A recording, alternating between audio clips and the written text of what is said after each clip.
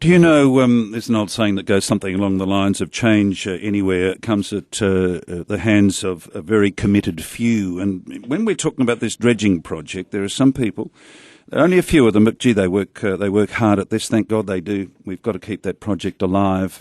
And what has arrived on my desk this morning is a copy of the Environmental Impact Statement submission from Peter Senior and Norm Whitney, and gee, they've put some wonderful work into this. This is really very professional. I haven't read the whole thing through because it's quite lengthy. It's under the headings of summary, issues, suggested solutions, recommendations, signatories, etc. It's even got an appendix. Look, I'm going to talk with Peter about this. He's on the line. Yes, he is. Hello, Peter. Good morning, John. Well done. This is from what I can see, a very professional document. Thank you very much, John. Yeah, very happily.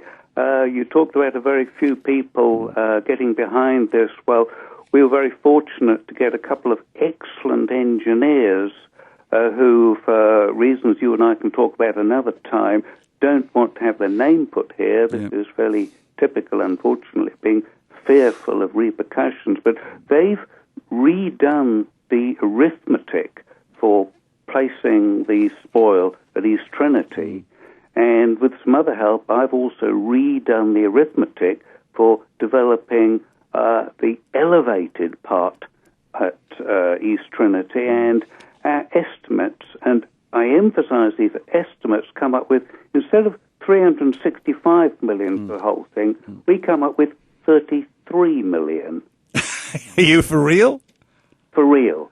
That's 10%, less than 10%. The arithmetic is there on the in our submission, and John, anyone who wants to read the whole submission would be best going to the Friends of the Port of Cairns Facebook. Now, I say go there. It's on my the submission is on my own website, but if they go to the Facebook, they can see a second submission from Cummings Economics. And that is really, really worthwhile reading. Bill Cummings has done a superb job.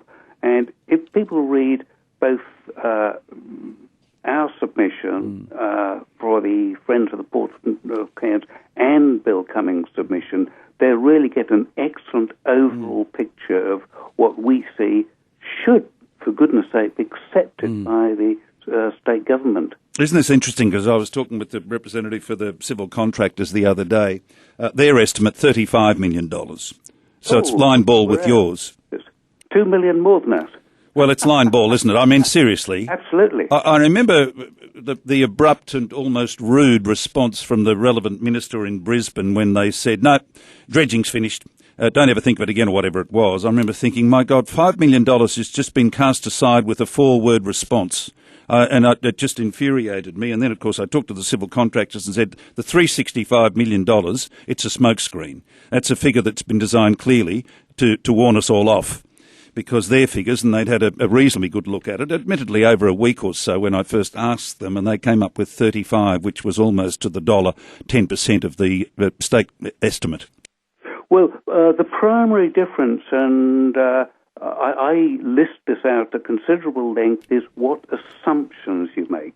Now, when I put our arithmetic at the end of the submission, I list in great length all the assumptions we make and how our assumptions differ radically from the assumptions made in the Ports North draft EIS. We must keep talking of draft EIS because mustn't forget that the Labor government made their decision and pronouncement based on the draft that had never had any submissions passed on to them. Exactly. All right. Now, can I just ask you about our prospects for success in the immediate term? And if indeed we're talking about immediate term success, we're talking about keeping this project alive. How are we travelling? Can't tell at the moment, John. I sent our submission to the 4 state members of Parliament this morning. I suspect that it's going to depend to a large extent on how many people read the submission, my submission, Friends of the Port of Cairns submission, and the Cummings Economics submission, and realise this should happen. It must happen. they read it and they believe this is the case, for goodness sake, get on to your MP, tell them exactly what you think, and if you feel like it, go as far as to say, if you want my vote at the next election, this is what I want you to do, John. Yeah.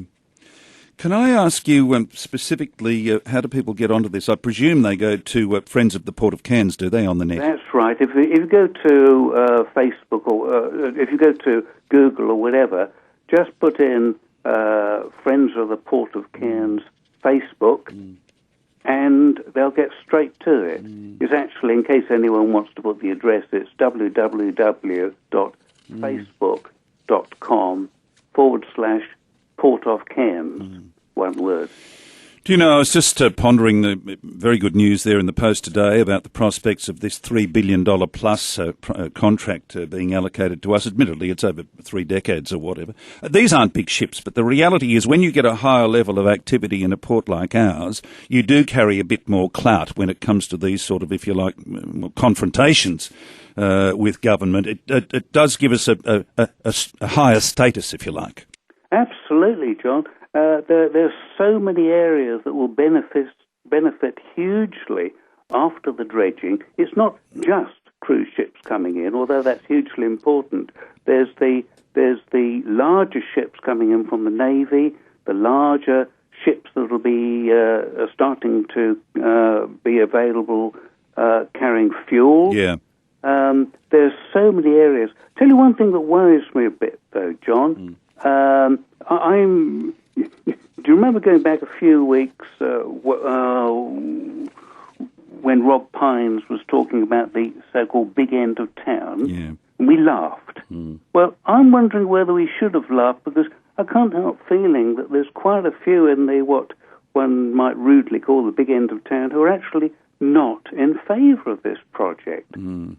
It'd be quite worthwhile people actually looking at the submission that's been put in by Advanced Cairns and the Chamber of Commerce, and they're pushing two things. One is, and I'm just actually reading from at the moment, a mechanism could be considered to allow the Cairns Murillian port combination to become a PPDA. That's a priority port development area. And then their recommendation, and I again read it, is, we believe that the Cairns port will need to continue to incrementally develop the inlet and associated port infrastructure. Now, that's not exactly getting the dredging done, to say the least.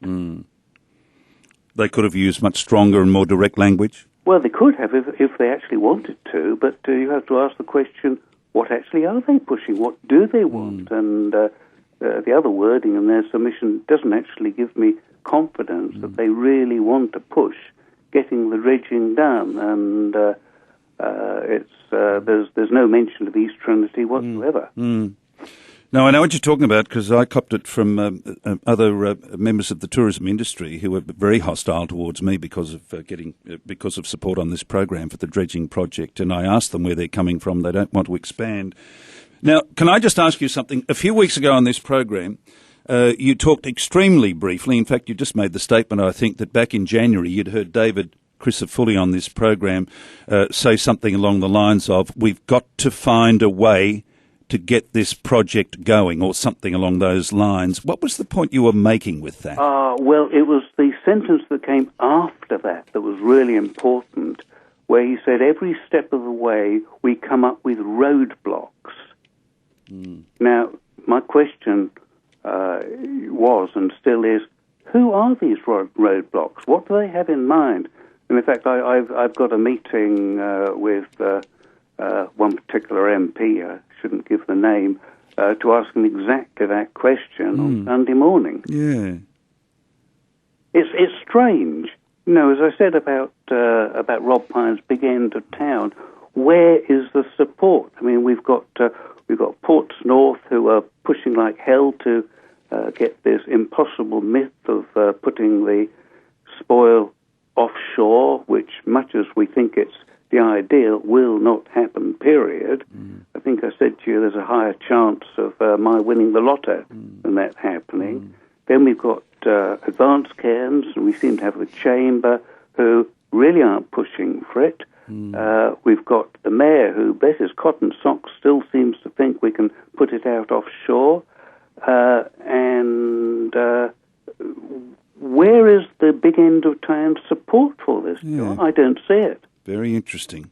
Very interesting. There's a hint of a conspiracy afoot. Well, if you're into conspiracies, I would say definitely. But it's when you look around the world, there's a lot of conspiracies, and it's very interesting how they're all called some conspiracy theories, and it's rather dismaying how often when you dig in you find actually it's rather more closer to practice than theory. Anyway, we don't want to get into that. No.